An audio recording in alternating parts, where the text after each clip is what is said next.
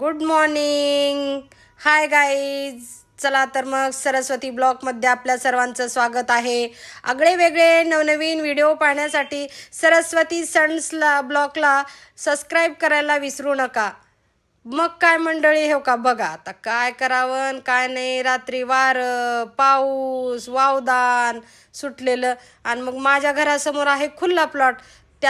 त्या खुल्या प्लॉटमधला कचरा जर उडून येतोय, आता काय सांगू तुम्हाला काय नाही. बघा माझा जीव एवढा वैतागून गेलाय ना, काय करावं काय नाही. बघा ह्या जाग्यावाला मालक कुठं तर पडलाय की काय नाही, की बांधत बी नाही, कंपाऊंड बी करत नाही, काही नाही.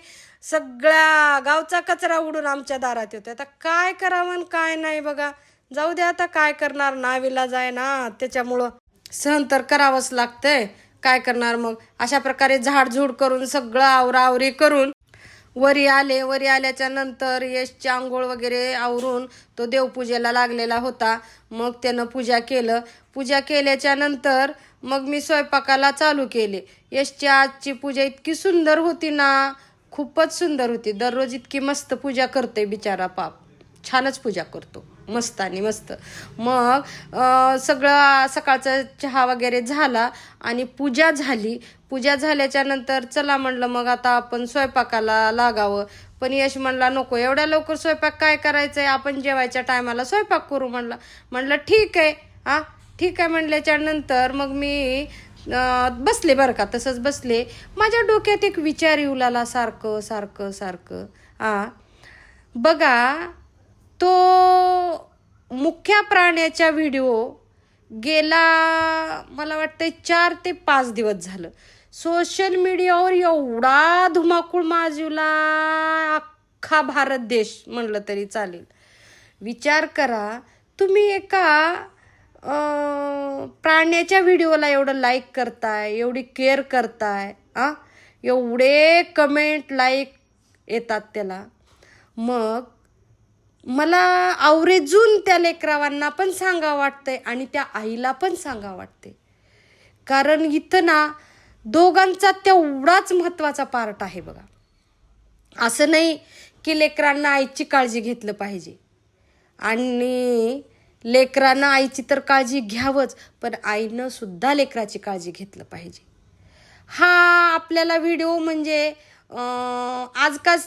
कालच्या बरबटलेल्या युगाला एक संदेश देण्याचं काम केलंय बघा त्या माकडानं.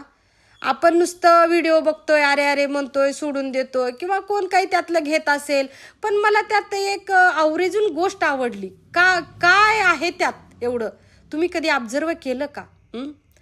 त्या माकडाचा सांगायचा हेतू असा आहे की अनाथ आश्रम गच्च भरलेत,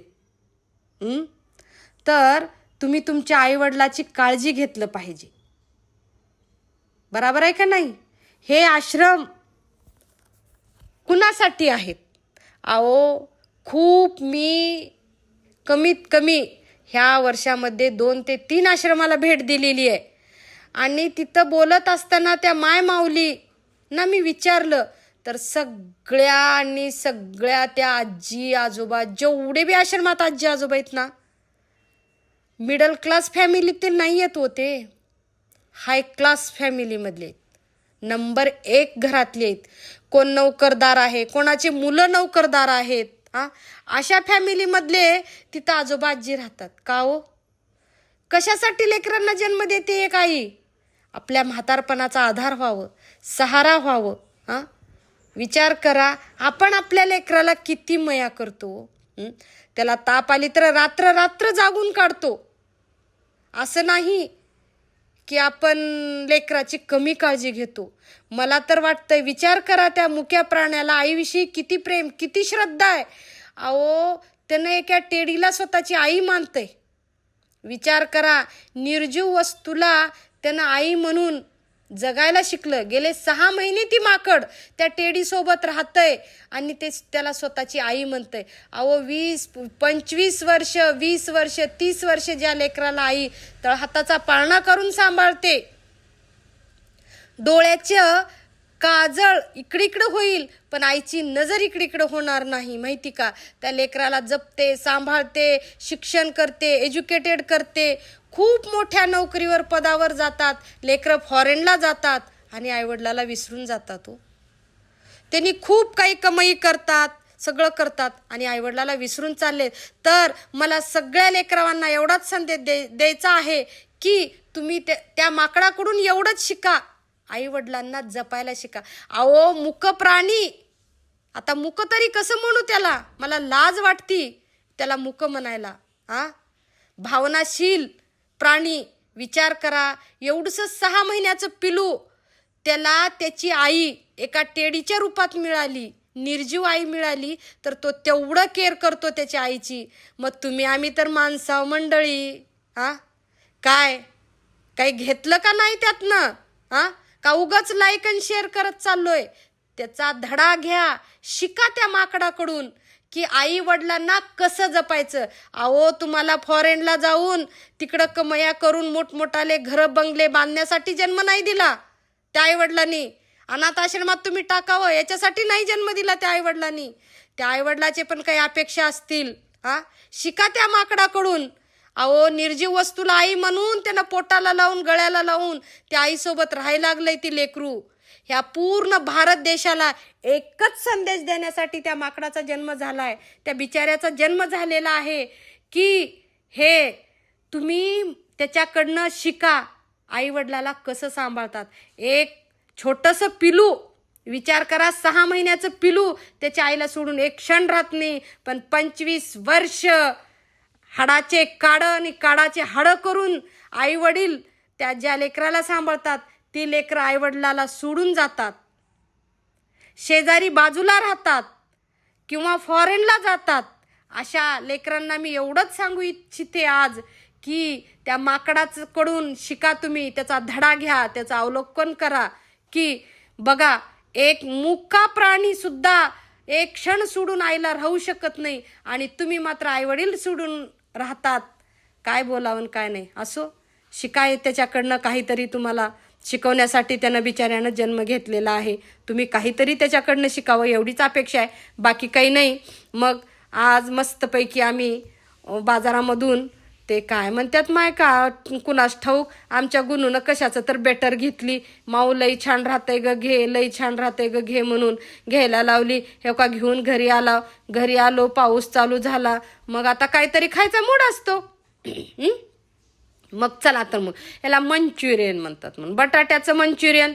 आता गोबीचं मंचुरियन बघितलं होतं, पण आता आमच्या गुनूनं ही बटाट्याचं मंचुरियन करायला काढले बघा.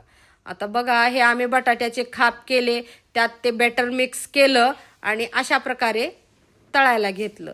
इतकं सुंदर आणि अप्रतिम दिसतंय. तर आता लागतंय कसं बघूया. हे पा, गुनू आणि मी दोघी तळत आहोत. मग मी बटाट्याचं तळेपर्यंत आमच्या गुनूनं कांदा कापला, फ्लावर स्वच्छ धुवून घेतली, ती ठेवली. नाही म्हणली माऊ, आज आपण संध्याकाळी स्वयंपाक नाही करायचा, आपण काहीतरी वेगळं करू म्हणली गुनूनं. आणि मग हे पहा, बटाट्याचं मंचुरियन करायला निघालं बघा. आता माहीत नव्हतं माय मला की बटाट्याचं बी मंचुरियन राहते म्हणून.